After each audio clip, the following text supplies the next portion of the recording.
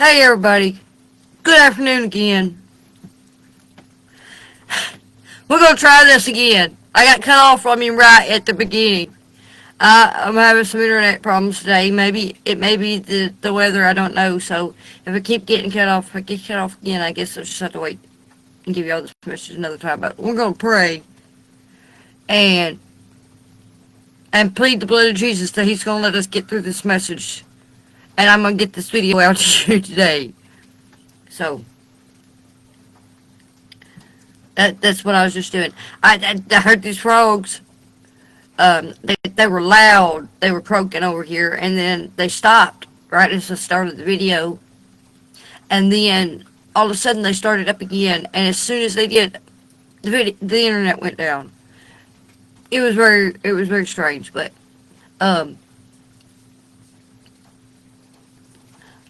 anyway, I'm not gonna say I don't know if I don't believe in coincidences, but, it was just weird. So, anyway, here we are. We're fixing to give a message on 1 Samuel 21. There they go again. Lord, Lord, keep that internet connection up, Lord.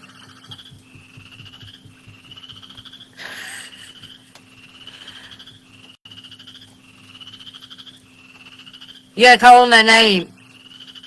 In the name of Jesus, if there's any doubt.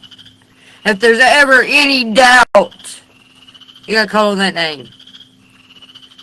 That's the only protection you have these days. There's things out there that you just don't know. You just don't know.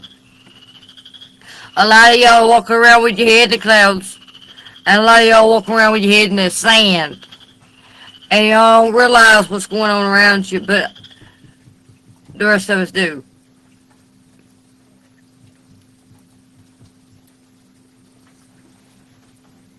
Thank you, Jesus.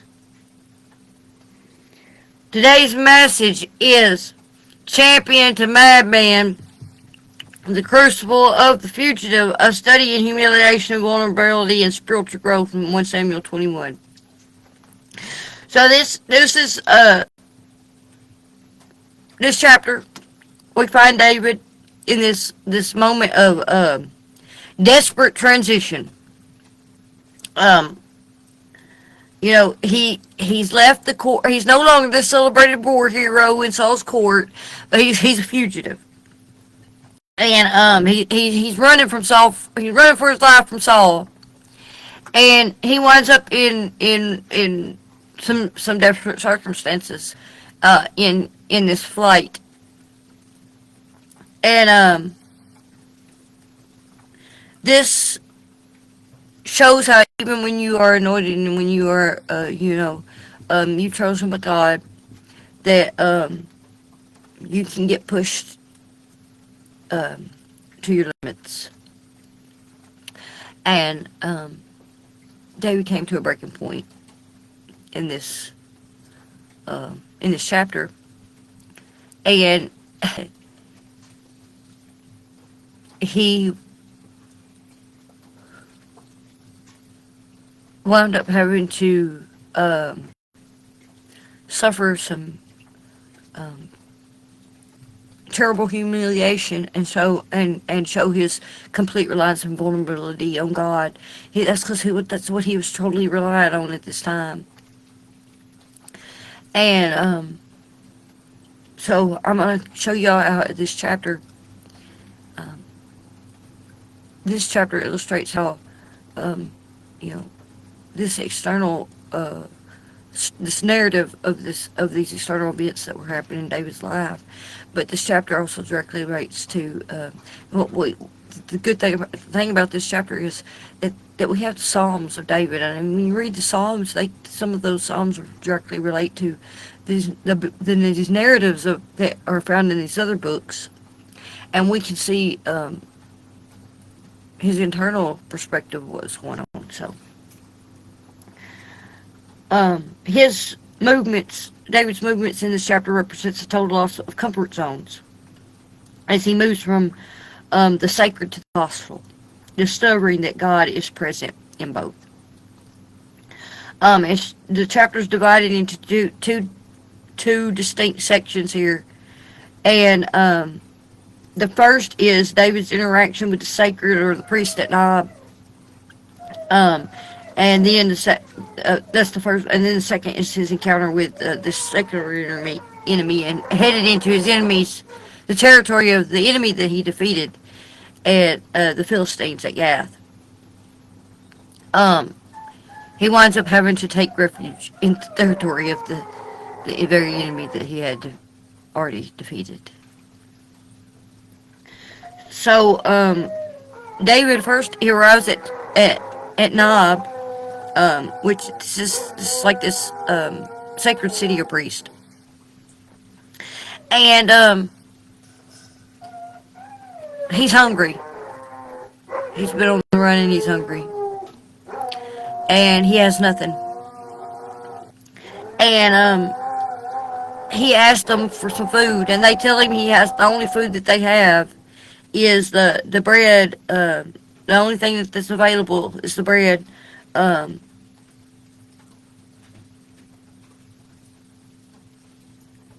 um, that's the bread of the present, so it's just the showbread. It's in and this was supposed to be strictly reserved for priests. Um, no one that had was considered unclean or anything could touch this bread. But he makes an assurance to them that he is. It's all right for him to get that showbread. Um, that he is pure and he need he's. I think Amalek asked him somebody how if he's kept himself from women for 3 days. He said, I've kept myself from women for 3 days. He's been on the run, of course. So, I mean, he had nothing else on his mind but preservation of his life. So, and then here he is, you know, going to the priest, and his mind is still, I need to survive. I need that bread to survive. And so, um, you know, Amalek go ahead and grants it from him. Grants him the bread to go ahead and take the bread. The second part of this after he eats the showbread is that he asks Amalek. He says, because here he is, he's defenseless. He has nothing. He's fled for his life. He doesn't even have a sword to even defend himself. Has no way to defend himself from anybody.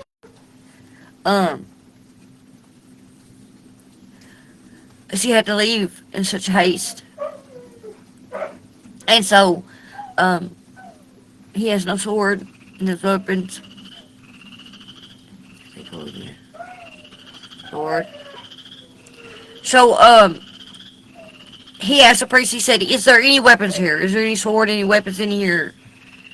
And the priest says, all we have, he tells him, he says, the sword of Goliath is here wrapped in a cloth behind the ephod. The very sword he used to chop that giant's head off is there in the temple at the very moment that David needs it. That's the providence. That's the hand of God. God already had a plan. God put it in place.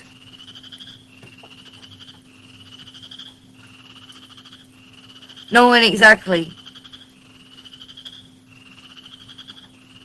the moment David would need it. When and where. It's appointment. That's God's timing.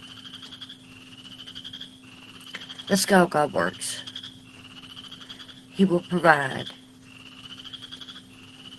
Always. So, the priest tells him, he says, that, that of course they had put it for a trophy of sorts. Someone had put it there as a trophy of sorts. Um, or, to preserve a piece of history, whatever they did, they had it, and it was hidden. But it was God's provision that was hidden in a sacred place. So David says, when he hears that the sword of Goliath is there, he says, "Give it to me. There's no sword like that one." In other words, he's saying, that is perfect. David sees exactly what that sword is.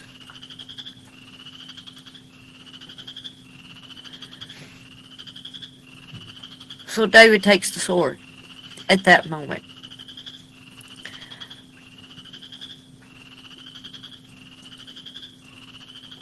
And this signifies,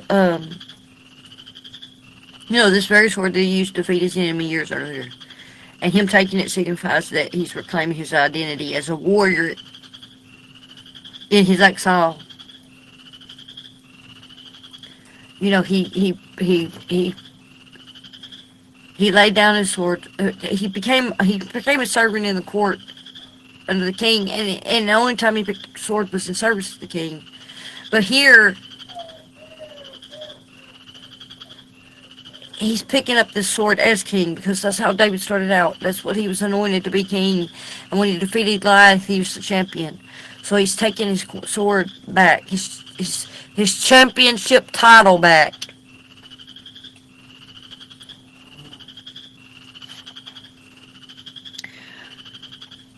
The second part of this chapter shows where David flees. He then flees from Nod to Gath. Gath is where Goliath is from. It's his hometown. And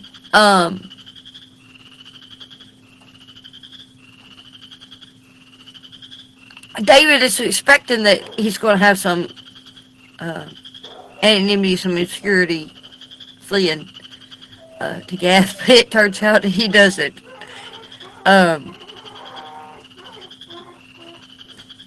Of course, he killed their champion. He killed Goliath. He was going to be pretty famous, but, you know,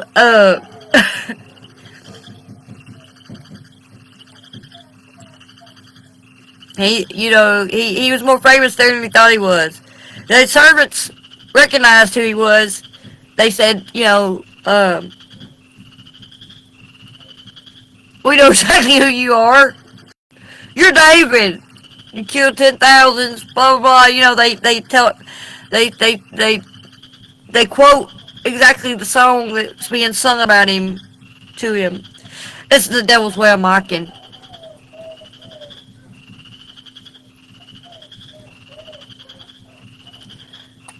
So, David immediately recognizes that he's in more danger than what he thought he was in.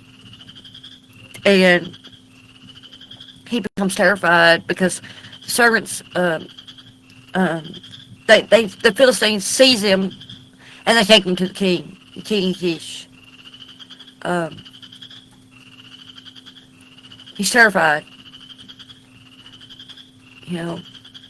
I murdered their hero. What are they going to do to me? So, David's plan, in his desperation, the only thing he can do is because he knew within their culture that if there was somebody that wasn't in the right mind, or they were considered to be a madman, or they wouldn't mess with them. They just let them go. So they're just crazy. They considered it to be a type of curse, that they were cursed, so they don't want to have nothing to do with them. They just let them go, get them out of here. They were superstitious in a way. If somebody was a madman, they were crazy, they were cursed. They didn't want to do anything. They were afraid that that somehow that will come back on them. So that they didn't want to have anything to do with them. So David, um, he feigns being a madman. He starts acting all crazy. He's scratching at the gates and spitting spittle down his beard, and he puts on a show that he's out of his mind. And the king looks at this and he says, "Hey, this." He looks at Cyrus. He says, "What are y'all doing? Y'all brought me this crazy dude. Why are you bringing me crazy folks? Get him out of here."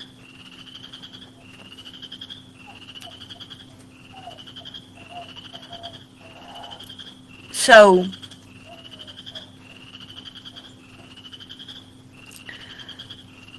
this fear though that came over David at this point, because that's the reason he had to act so mad, was because he was so terrified. And when we're terrified, usually we in panic, we act out and we do things out of character, but we also um you know this was a moment of humility for David. He had to humble himself greatly at this point to be acting like that he was out of his mind. This is the king, the anointed of God, and he's having to act like um you know this crazy person, this madman, because he's so desperate and so vulnerable at this point. He has nothing but God to lean on. There's the only thing that's going to get him out of this is God. And the only thing, so, at this moment, his flesh takes over, that he's got to feign this madness, but it's also shows how, that even in these moments that God is leading us and giving us the directions, that if we're willing to be humble, these things can ultimately be our salvation. So it's not always a weakness. Humility and vulnerability, it is not always a weakness. Sometimes it's the greatest strength. You know, we see David. He arrives. He's got the murder weapon. Lead to David to this motivation.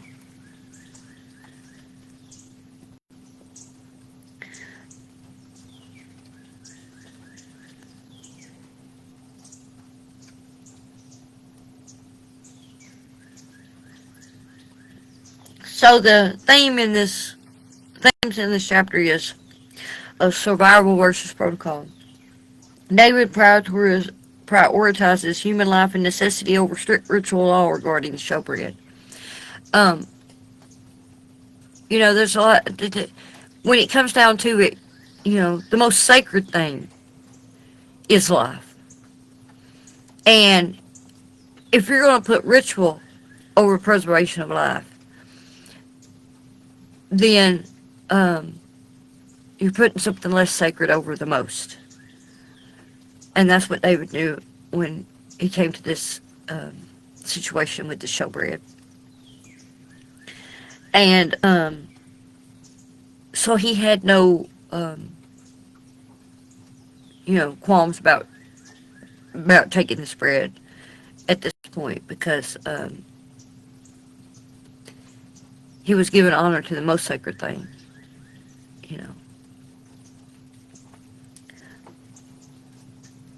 This shows, sometimes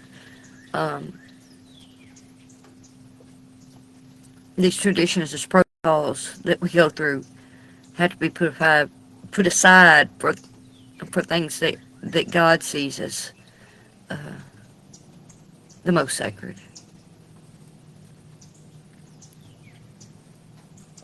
It also highlights the theme of isolation of leadership. David was the man after God's own heart. But here he's stripped of his status and forced to lie and act like a lunatic to survive So said this was this humiliation. Um, this was a process of showing that he could be humbled. Um, Saul turns out, and he winds up to be a man for real because he was humbled for a different reason because of his disobedience. David is being humbled for his preparation. Um, it's better to be humbled before um, you have to carry the weight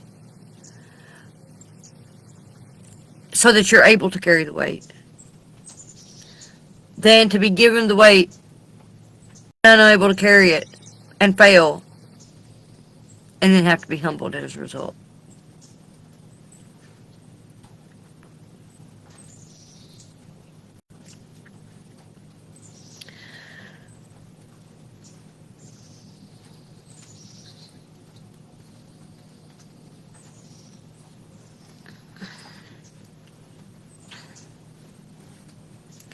Um, there's a little side note in this chapter where it talks. There's just one sentence talks about this Doeg, this Edomite that was present at the time when David ate the showbread.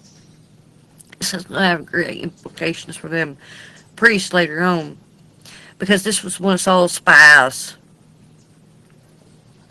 and um, this highlights how there's a danger in having the wrong presence around you. Um, and even in the presence of the Lord, in a sacred space, the enemy can be present. The enemy can be watching.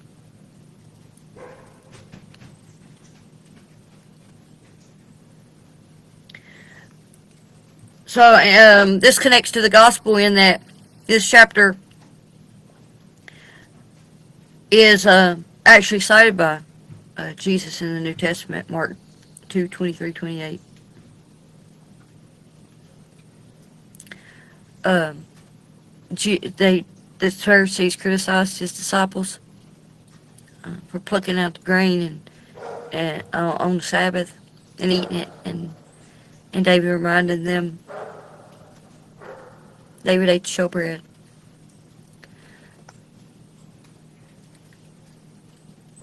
He was letting them know sometimes some things are more important.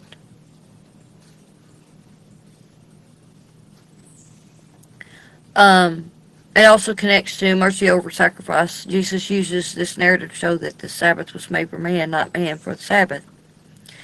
And um, it points to a gospel truth. God's laws are intended to sustain life, not to be used as a burden to starve the needy. And also connects to the bread of life. Just as David, the anointed king, was sustained by the holy bread in the wilderness, Jesus, the greater David, identifies himself as the bread of life who sustains us in our spiritual exile.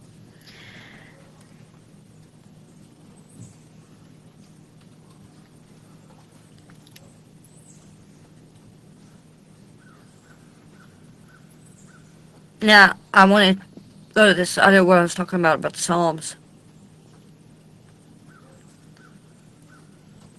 But let's first, before I go into this lessons for spiritual growth in this chapter, David,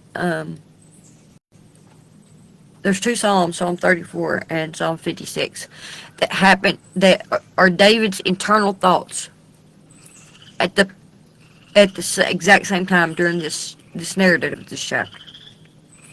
Just the prayers that David did. Boy, it shows how he was so in tune. He was still worshiping, how he was worshiping God, and he was the promises that he was clinging to, and how he was clinging to God.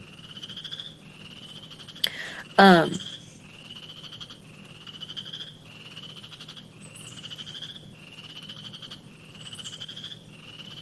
this shows that hey, even though he was going through this desperation and this struggle, his heart was deeply anchored in God. And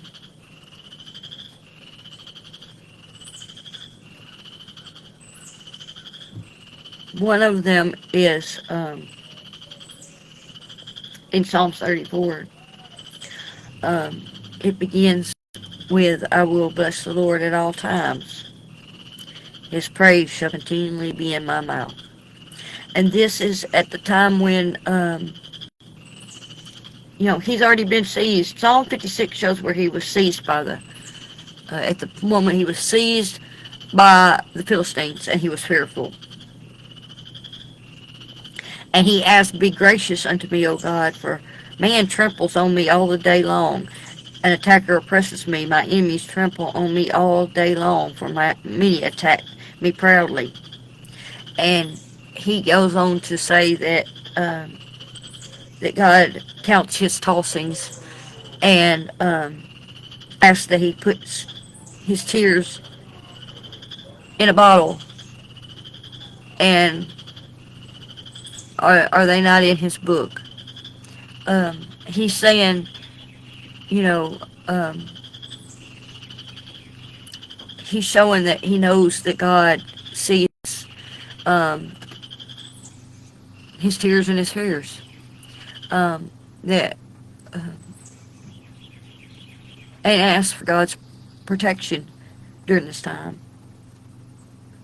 He says that when I am afraid, I put my trust in you.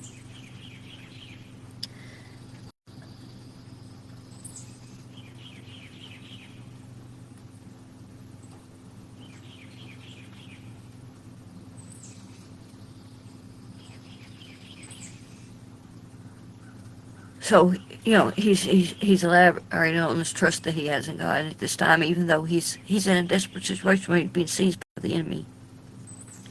Then, as I said in Psalm 34, um, he this is the point where he has to feign his madness before Amalek to save his life, and um,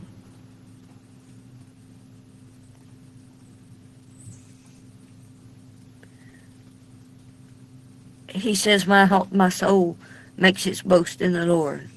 Let the humble hear and be glad.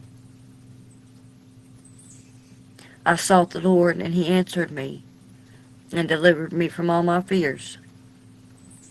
Those who look to him are radiant, and their faces shall never be ashamed. He just suffered this great humiliation.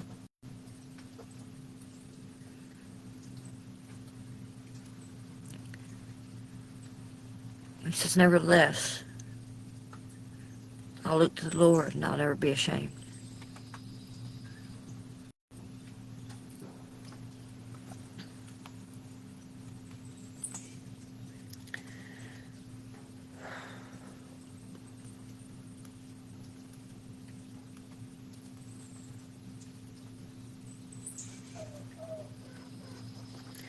So the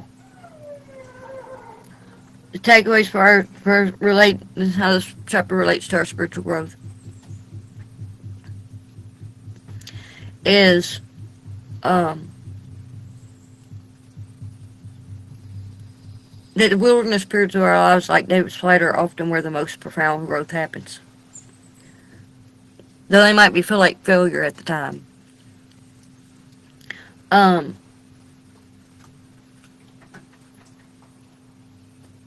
the fact that David had to lie shows that even heroes of faith struggle with fear. And growth involves learning to trust God's protection rather than our own manipulation.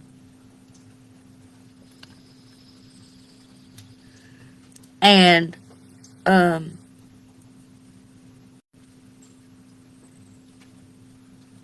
it teaches us that sometimes God brings us back to our past victories, like he did with David and Goliath's sword, to remind us of his power when we feel weak.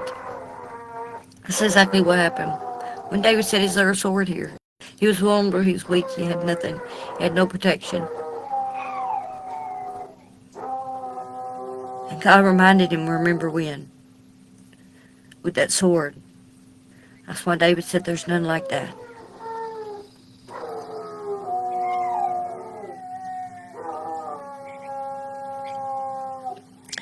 And this also teaches us that about, as I said, humiliation. David had to act like a madman, and spiritual growth often requires us to abandon our reputation and pride to find God's deliverance.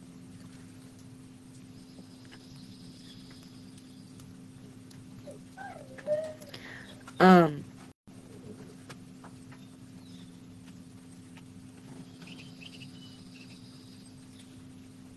as I said, when David, he sung these psalms. These were songs. Psalms are songs. David was singing during this whole time. And, you know, what we see in these psalms is that he didn't pretend to be fearless, but he redirected his fear toward trust in the Lord. And he realized that God didn't just see our struggle, but he collects it and he remembers it like tears in a bottle. And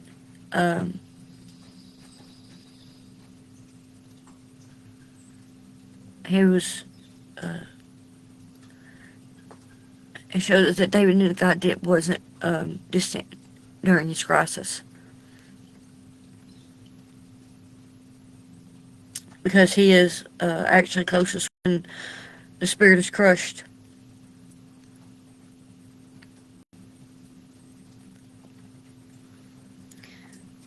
So, the summary of this chapter is that at Nob, David is stripped of self-sufficiency, arriving with neither food nor weapon.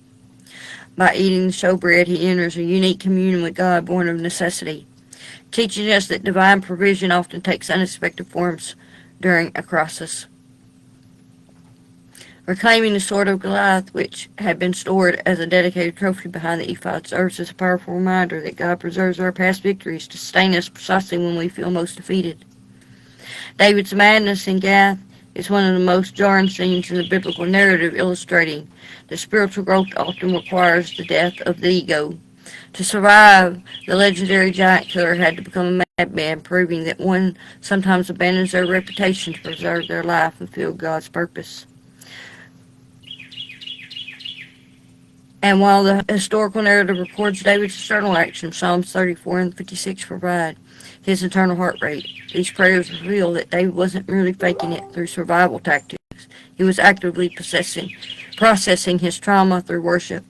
His ultimate reliance was not on his own acting skills, but on the God who keeps a book of our wanderings and collects our tears. And for our reflection, we have to ask,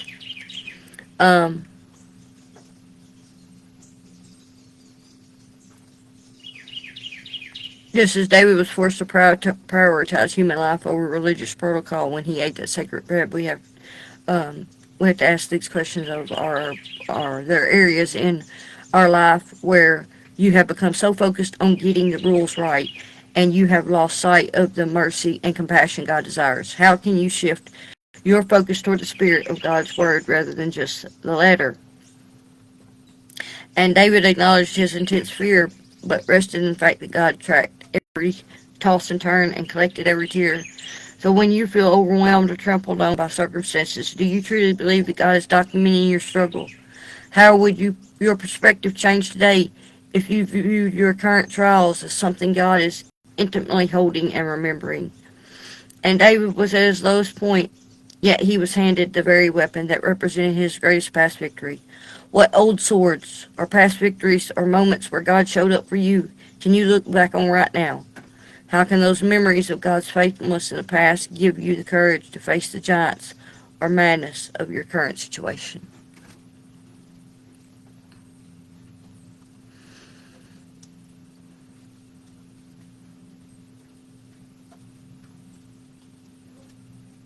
In our most desperate situations, that's when it's most important. And we have the utmost trust in God. He won't fail us. I can testify to that. He hadn't failed me yet.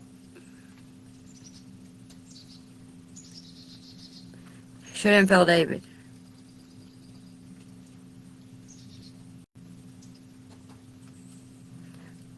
I love y'all. We got through the message, I guess. I'll have to check here in a minute.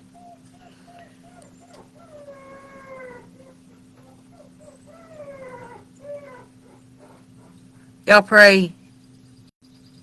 That's my final thought on this. Pray. Pray and worship. Do what David did. He sang to the Lord his praises. Even in the midst of all his trouble, he never lost sight of that fact. It changes